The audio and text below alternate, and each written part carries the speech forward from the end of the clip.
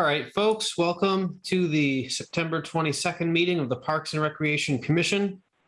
Just have a quick notification for you all. Pursuant to Governor Baker's March 12th, 2020 order suspending certain provisions of the open meeting law and the governor's March 15th, 2020 order imposing strict limitations on the number of people that may gather in one place, this meeting of the Parks and Recreation Commission is being conducted via remote participation.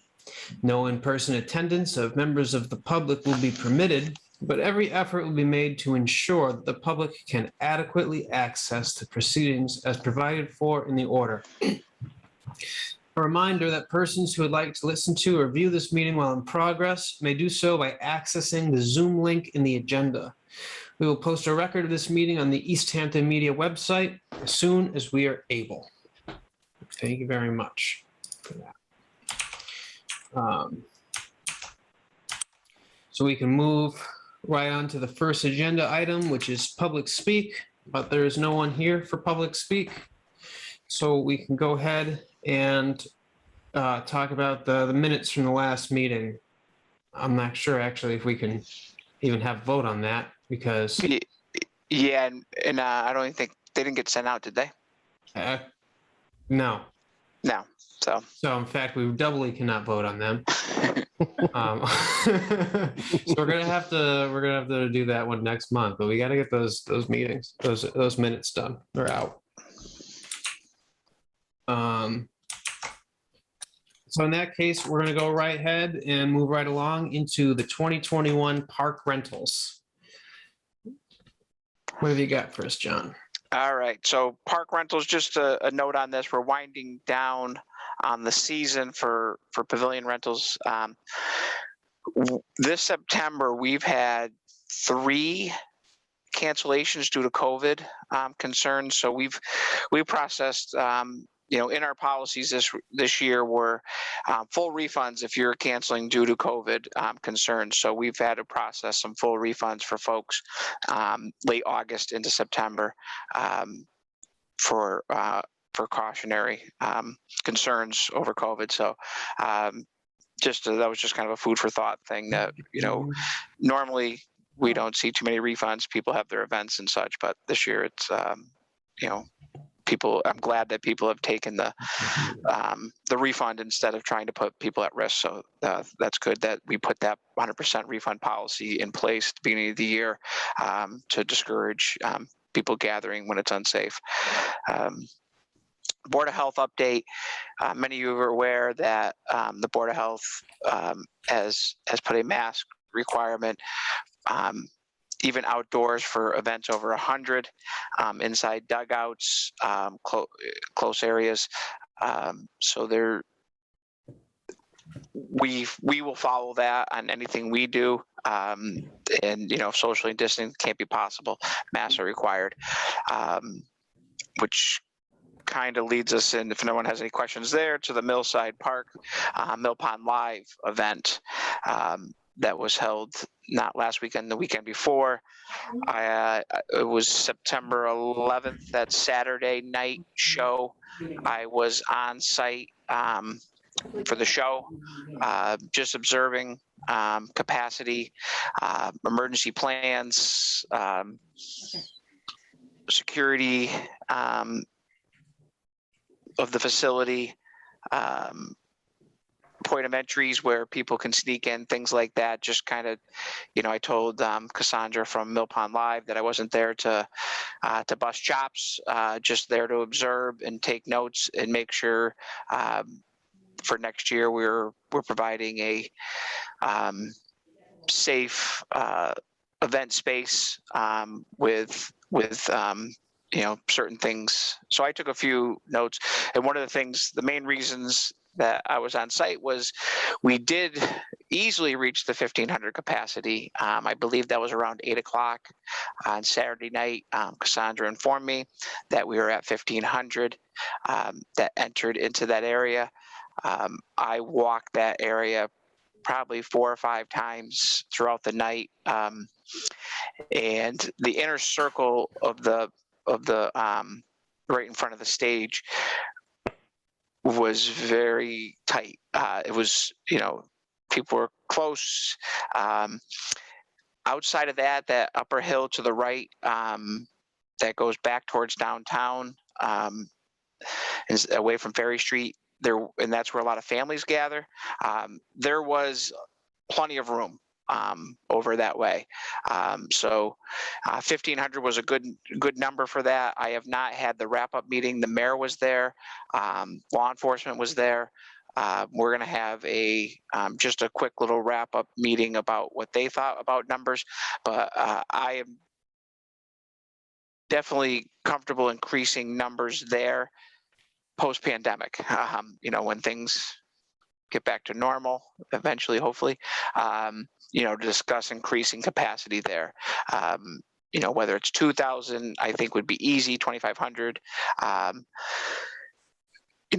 but there's an increase in capacity is definitely a possibility. The only other concerns that, I had is there was only one porta potty, which is a big, there was long lines for that, for the event. And there was one area I didn't think was properly secured, where security and our security, because I send our security up there, and law enforcement were kind of watching that area. But their job is to kind of walk the perimeter and walk other areas to make sure. So possibly additional, requiring them to have additional security in a location where folks can not just walk through. There's one part that is not fenced off for vehicle access and for vendors and things like that. That is just too easy accessible for folks kind of just to sneak in. So other than that, it's they run a class event, well organized. They had a lot of volunteers at the front. We had a big sign about mask requirements, the COVID policy of why they took everybody's email that came through. I was at registration area for quite a bit of the evening, and watching them handle the requirements. Cassandra did a really nice job of getting people in and making sure they understood.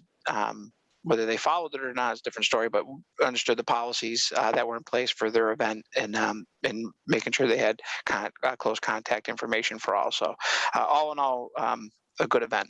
So if anybody has any questions on Millside Park capacity or that event, let me know. None? All right. Into programming. So this fall, we got a few things, and maybe JT can jump in and speak on this, but the Omar Gomez, city councilor, worked with getting the Woo Sox from Worcester to do a baseball clinic on October 16th in the park. A great event for kids. I believe it's held to 100 is the capacity for the number of kids that are eligible. They're taking care of the town Little League kids first, and then if there's any openings, they would expand it out from there. Omar reached out to me a month and a half ago or so, saying he was trying to get this in place, and I told him we were very excited about it. Anything we could do, anything we would switch out, whatever he needed from us as a department to assist and to pre to that date and that date, that we're all in. We're excited to help out, and I think it's a nice event for the kids and Little League to get something like this pulled off. So, JT, you want to add anything else to that? Well, just in the regard that, the facility is going to work out perfectly for what we want to do. I mean, what the Woo Sox want to do, they're going to be hitting clinics, fielding clinics. We can spread out across the 4 or 5 fields at the hub so we can keep distanced. They're supposedly going to bring their mascot for picture opportunities with the kids and everything. So I'm just really looking forward to it. And like you said, it's going to be held to 100 kid capacity. I recently sent Omar the email lists of all the current and former players for Little League that they fall between the ages of 7 and 12, which is the age group we're targeting. So he's going to open up registration for that, and we're going to go from there. But yeah, we're equally as excited about it. I think this is going to be a great event for the kids. Yeah, so, well done. Just hope for a good day now. That's weather. Exactly. um, Next up is, I know last meeting we talked about, like, today was kind of our deadline for what we would do for Harvest Fest / Rag Shag. We are kind of doing a hybrid version. We're looking to do Harvest Fest on Saturday, October 23rd. It's outdoors, but it will be a mask required event. And it's going to be located near Pav 1, Pool, Old Coughlin Field, Sheehan Field, that complex area there. And what we're looking to do is from 4 to 6, we're going to have the pumpkin carving drop off and registration. We are not going to be providing pumpkins and supplies for people to carve on site. We're going to be asking people to bring their pumpkins. From 5 to 6, we are going to be having our bonfire on Old Coughlin Field. From 6 to 7, we're going to show a couple of short outdoor movies or Halloween shows. I'm not sure, Sam's working on. We have to get them through our provider for the licensing agreement, but I believe it was the Cars Halloween special and one other one. But regardless, so for an hour, we're gonna set up. I have a 16-foot inflatable outdoor screen for movies that I'm gonna bring in from home, and set that up, and you can see it for hundreds and hundreds of yards away. Just ask my neighbors, and so we'll have that, which is exciting, and then we're going to do a candy handout. And instead of us bagging candy and going through a huge process of getting volunteers, and we're going to have lanes, stations set up on Sheehan Field where people can enter one way and exit the other way. And we're going to have tables set up with boxes of candy. And we're going to have kids bring their own bags and dress up. But we're just going to be basically grabbing handfuls of candy and putting them in the bags that they provide. We will bring some lunch bags for kids who may forgot them. That will be at the front of the line if anybody does forget their bag. But and kind of do the rag shag. Kids get to dress up still, wear their costumes, and still get their candy. So we're looking at that as well, and pretty much be wrapped up by 8 o'clock or so. So smaller, no food trucks. Try to give families something reasonable. It's something that we're not invested a lot of financially, because we underwrite the cost for this. If things really take a turn for the worst, and next thing you can't have events for over 100 or whatever comes through. Who knows? We have to be fluid, and to this day, with everything that's going on, we can pull the plug on it and not be out a lot of financial loss, which was important. And the candy we could always donate to the Children's Center or whoever, if we did not end up pulling this off. But we are going to start publicizing this on Friday. I've already reached out to the mayor and the Board of Health and the police department, and let them know what our intents are. After tomorrow, we're reaching out to the fire department regarding the bonfire, because they have to sign off on it as well. But I wanted to, before I got it out to everybody else, I wanted just to make sure you guys were informed of what we're looking to do. If anybody has any other questions from the public, or you see anybody out, this is kind of the thing. But I'll send this out to everyone as well, so everybody kind of has a timeline of what's going on. And if we'll be meeting, we'll have another rec meeting before this event, and we'll talk about if anybody's interested in coming to volunteer that night as well. So that's the plan. It'll be the 23rd, Saturday, for a scaled down October or Harvest Fest. Anybody have any questions on that?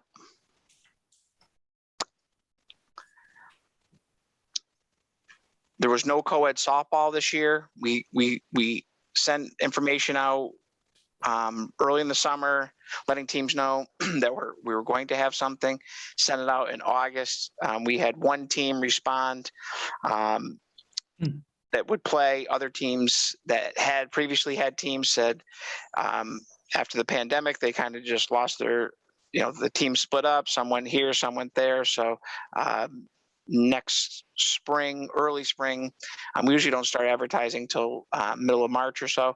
We're going to get it out around beginning of February to previous teams and let them know that co-ed will be back up and running for next year. So it's been a long running program in the city, and we wouldn't want to lose it. So we're gonna push hard.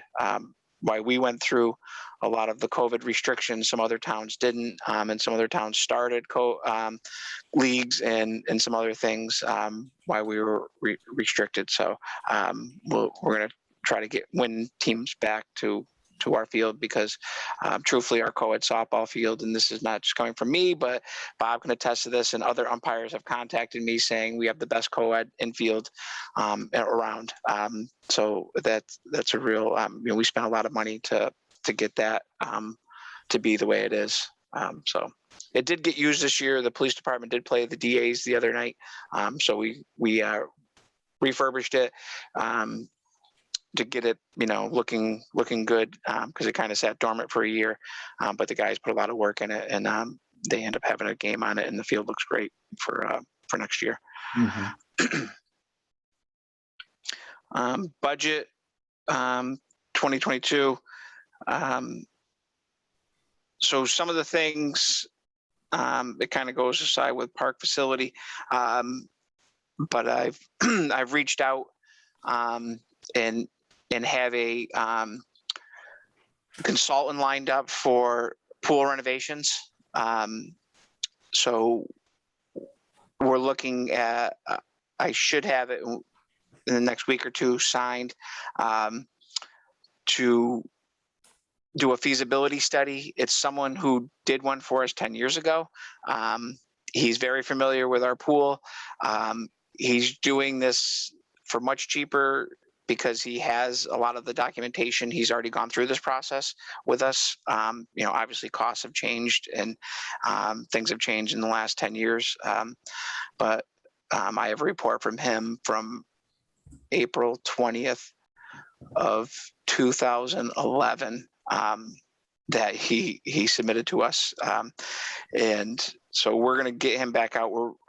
I met with the mayor, planning department, and there's going to be a real push. Park grant money through the state is actually including pool renovations now, which was something that was not always in, was more putting splash pads and putting, new pools, but, taking care of existing pools and spending money on renovations and adding accessibility features, green options around the space. So there's another consultant firm that I'm talking with, and this is something I'll go to CPA for the cost, but looking at site design around the pool, and with the goal of getting park grant money through the state, in combining accessibility to the existing treehouse playground that we have, and then to the pool, but then also we have that little pocket park that really isn't a park or anything, it has like a swing left, that's directly behind the pool that has not been upgraded or anything's been done to it, because if you go there and you look, there's been 2 storms that have ravished that area. It is very unsafe in its conditions. There would have to be a lot of tree clearing to make that area safe if we did want to add a little, accessibility pocket park there. But it's something that we're at least thinking about in working.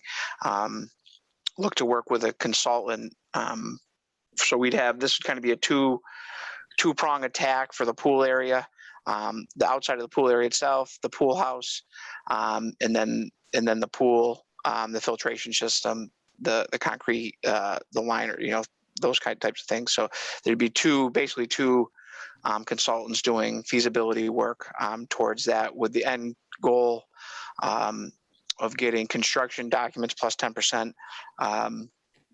in hand, which is what the state is looking for nowadays for projects to fund. So our goal is to be ready to apply for a park grant next July 1st. That's usually their deadline, or June 30th is usually their deadline. It seems like it's a long ways out, 8.5 months, but it goes quick when you're dealing with stuff like this. So, summer's over, we're looking to attack projects and things like that are on our list, our master plan list, and just on our list in general, to get upgraded. So we're excited about that. We're excited that the mayor and the planning department are helping along with this process as well. So the stone building, I went through my notes today. The consultant to get the stone building as a historical designation was on our agenda 3 days or 4 days before the pandemic. It was on that March, I think we were gonna have a meeting March 18th.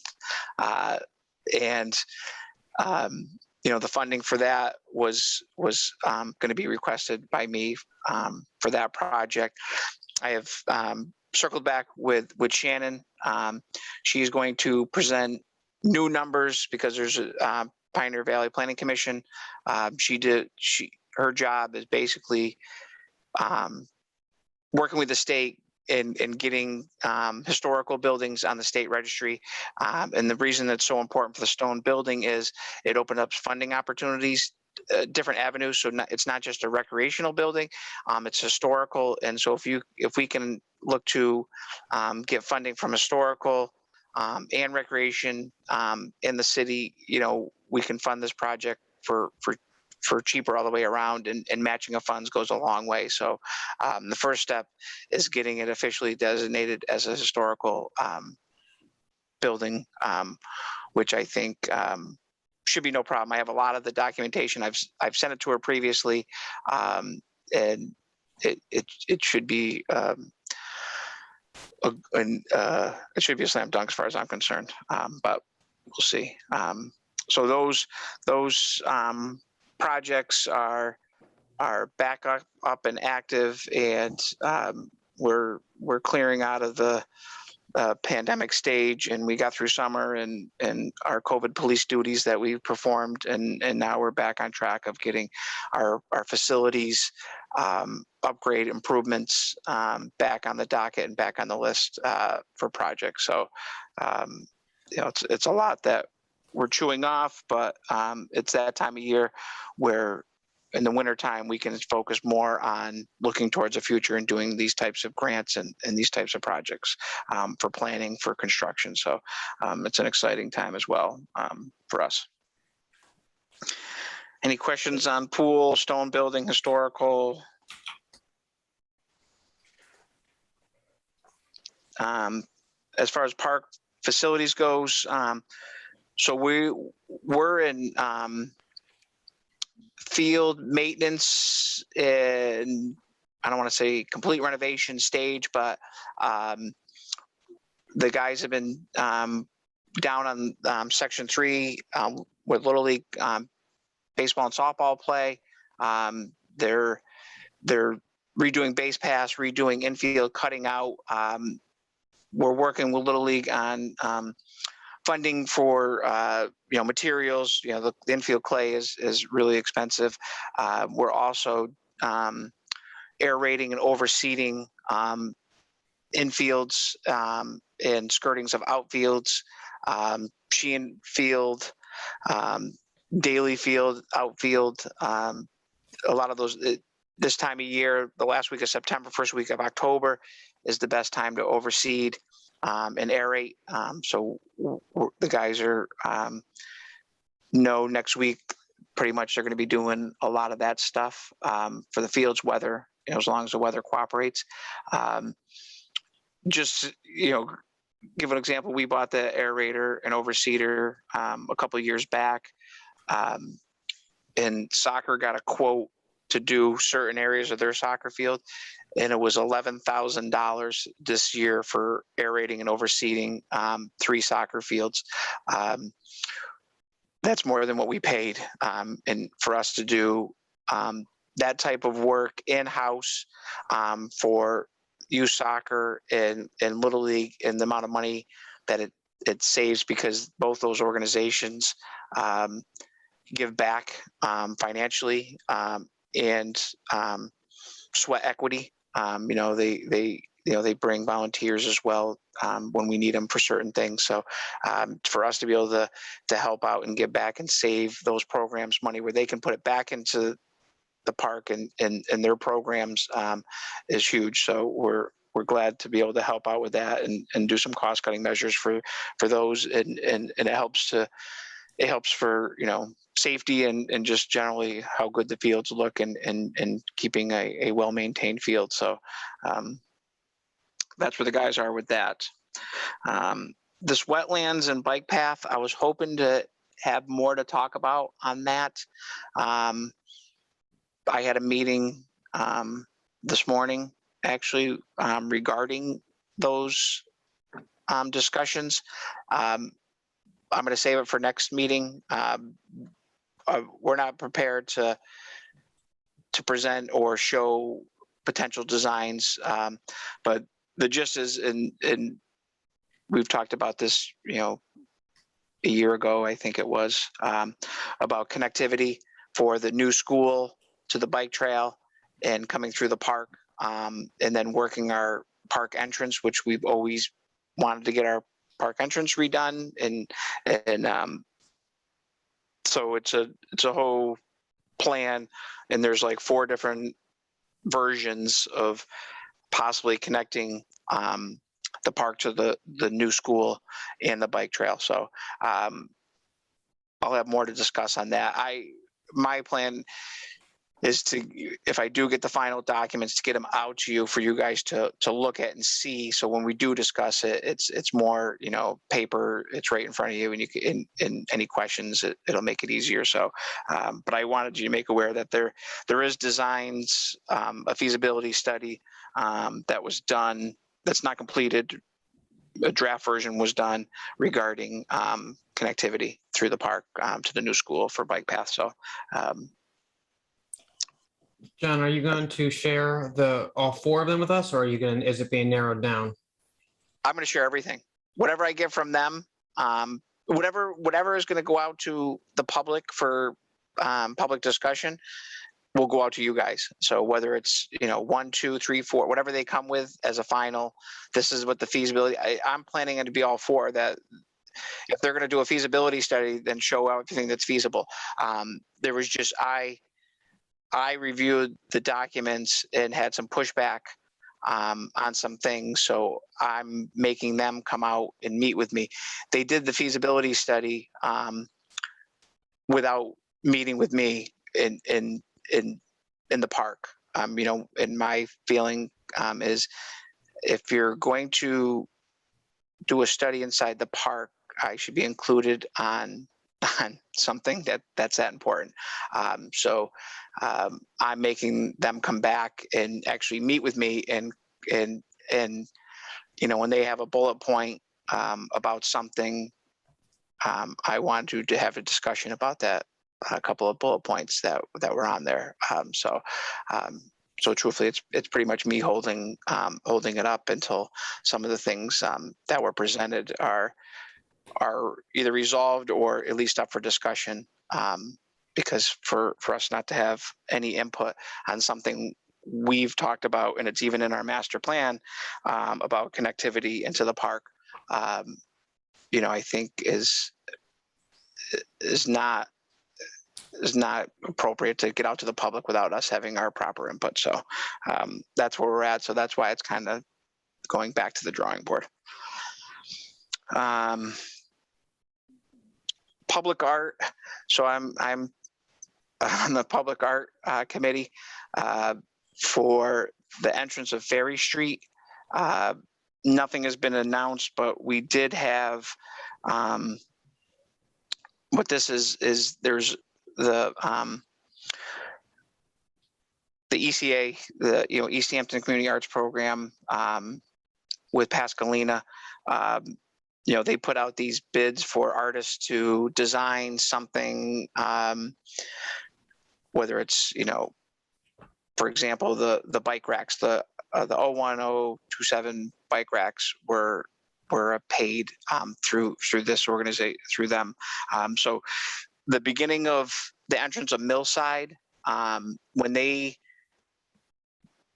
redid One Ferry Street, in that rotary and stuff, they actually put a concrete pad in there for public art along the bike trail. It's not our property, even though it enters Millside Park. It's technically not ours, but they wanted me to be involved because it is the entrance into Millside, which is us. So there was 14 applicants.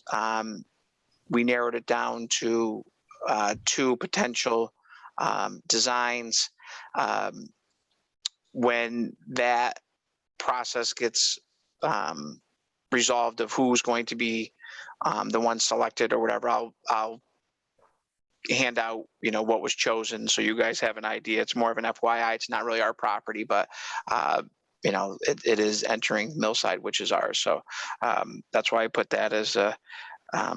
You guys probably didn't know that, I am an art critic on the side as well. So. I think that's about it. There's been a lot of, this September, it's been a lot of meetings and planning and looking to the future for the park and beyond. So, it's a good time of year to start attacking these things. So that's it for me on my end. If anybody has anything or any questions for me. You as an aside, I just want to confirm, who's that on the phone with 4708? I thought we said that was Brian. Yeah, this is Brian Hopel. And then Okay. Brian has 2 spots on here for some reason. Yeah, I see. Okay. Oh, so you can see all of us with your computer, and then you can call in. I see. I understand now. Am I still on mute or no? No, we can hear you. I was just confused because it looks like there's 2 of you. Yeah, sometimes I need 2 of me to do what my job entails. But my computer, unfortunately, they've got me programmed where the camera won't work. So unfortunately, I'll have to wait till we have a face-to-face so that I can officially meet some of you guys. But I look forward to that. And John, you hit 3 of my top meeting concerns. I go through that park almost on a daily basis, and that playground, the pool, and the stone building. What more can I ask for, right? You hit them all. Yeah, we're looking at them. And I think getting the historic, I kind of always not bust chops, but I always say, let's not put something new and shining and have them drive by something that's out of service and falling down. So let's make sure we're not only looking at the future of new projects with regards to the park, but let's take care of infrastructure that is aging and is very important for the park itself. So we have to look at both of those, and I get passionate about that and want to make sure that I keep recognizing that and letting people know that is part of the process, is to make sure we're getting our current infrastructure back in place, and as well as adding new infrastructure. Absolutely. John, if it helps at all, and for those of you on the call as well, I don't know if some of you guys know that, but the stone building actually has a dinosaur fossil on it. And John, if you ever want to see it, stop over my house anytime. I'll show you. So that may go a long ways in, Yeah, that's good information. Actually, I will pass that along to when we do Inc. the consultant. I will pass that along as well, because that's that's a good nugget of information. Absolutely. Yeah, actually, yeah, I will touch base with you and probably pop a picture of it and send it off to her as well as part of that. It's actually Yadi Bagata's handprints. Wow, no one gets that joke. Yadi Bagata, old Park and Rec director forever. Isn't he the one who passed away in that building? He might have. Okay, never mind. Wow. You know what I'm talking about. I've been well versed in the history. Back in the old John Sheehan days, when he was around, God bless his soul. He was a park historian as well, and I would enjoy our chats of all things park related with John Sheehan. He was a good man, and actually we're coming up on his anniversary of his passing.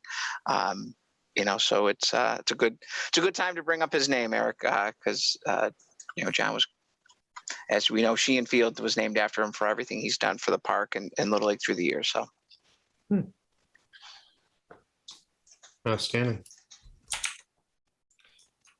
All right. Well, is there any old business or continuing business anybody would like to address today? I just have one thing, Paul. I guess it was me that was supposed to do the minutes for last meeting, so I apologize. I forgot Andy wasn't on the call. I just noticed that when I went back and looked at the notes, and I had him crossed off. So I will get both sets of minutes out for next meeting for approval. I'll take care of that. Thanks, But thank you for that gentle reminder.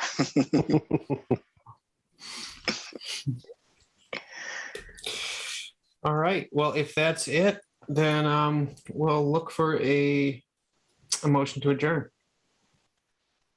No, you can, quick before motion to adjourn, October 20th, does that look like the next for a meeting? Can we kind of get it on everybody's schedules now, if possible? Yep. It'll be, I want to get as close to that Saturday as possible for the Harvest Fest. So if the 20th works for everybody, I'm hoping we can have a meeting then. I will, if it's okay, if that kind of looks like it's okay for everybody, I will reach out to Zoe tomorrow. I'm in the mayor's office who coordinates the scheduling for Zoom calls and get us on there sooner than later. Looks good to me. I might have to have Bob call in because I'll be out of town for the week. So I might have to have him call in on the phone. Okay. All right. Thank you, Laney. Okay. All right. Now I'm done. Sorry.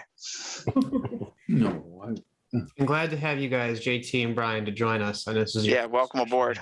So yeah, welcome. Thank you. Appreciate it. Glad to be here. Likewise. Thank you, guys.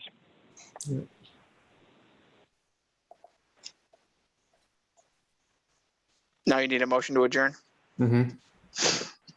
Motion to adjourn. Okay, JT motion. has made a motion. Does anyone second? Bob hitting a double here. second that. All right. Thank you, Bob.